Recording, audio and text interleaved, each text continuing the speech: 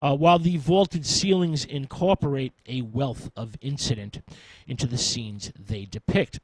The Visigoths may have neglected secular or public building projects, but religious building flourished under these under these Iberian rulers. Perhaps the greatest of all Visigothic Christian artistic achievements were not the churches, but the magnificent gem-studded royal crowns that were intended as offerings for liturgical purposes.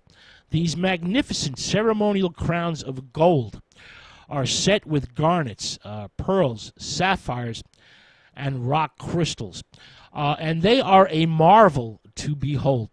Now, the sacred story or legend that showcases this high point in Visigothic Roman Catholic Iberian culture is the historical tale of Saint Isidore, the 7th century Archbishop of Seville. Isidore was a great theologian and encyclopedist. His father, Severian, was of noble Roman origin and was closely linked to the Visigothic kings. And two of Isidore's brothers, Leander and Fulgentius, also become bishops and saints, while his sister, Saint Florentina, becomes the abbess of many convents. Leander was in charge of Isidore's education, and Leander's rather tough, if not overly severe methods, get excellent results, and Saint Isidore becomes the most educated man of his era. Isidore never became a monk, but had a great love of monastic religious orders, and draws up a code of rules for them, rules which would then be followed throughout Spain for centuries. In 600 AD, Isidore succeeds his brother as the Archbishop of Seville, and holds the episcopate for 37 years, extending his priesthood through the reign of 6 kings.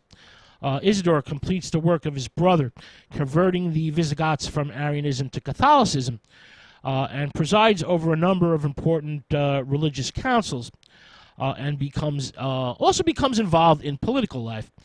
Isidore also works endlessly towards the conversion of the Jews, but always preaches toleration and deplores all types of forced conversions. Isidore is considered the greatest teacher of his age, and he establishes schools embracing every known branch of knowledge. Liberal arts, law, medicine, Hebrew, Latin, and Greek. The Visigoths are the first to establish a university system in Europe.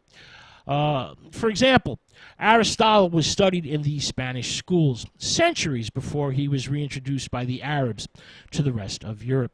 One of the most prolific authors of his age, Saint Isidore's crowning achievement was the compilation of his encyclopedia, the Etymology of Origins, a mammoth text of over 1,000 handwritten pages, all the knowledge of the age in compact form, collecting almost all the secular and religious knowledge available at the time. In creating this work, Isidore makes use of classical and Christian texts, adapting, distilling what he considered to be the most essential points. The massive text may be riddled with inaccuracies, but nevertheless was one of the most influential literary works of the Middle Ages. We have over 1,000 medieval editions still in existence today.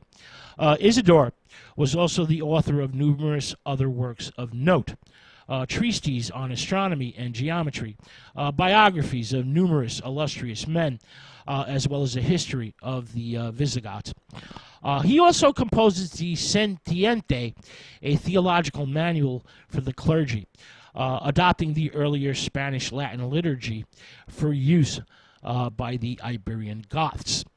Today, St. Isidore is not considered a formidable scholar or historian, but his writings had as much of an influence on medieval scholarship as St. Augustine of Hippo, basically paving a bridge back to the classical past.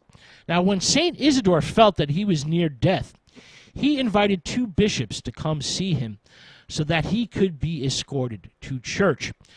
Isidore then covered himself with sackcloth and put ashes upon his head, cladding himself in the habit of penance. He raised his hands towards heaven and prayed for the forgiveness of his sins, and distributed his possessions to the poor. Then Isidore returned home and departed this life peacefully. Now, another scholarly saint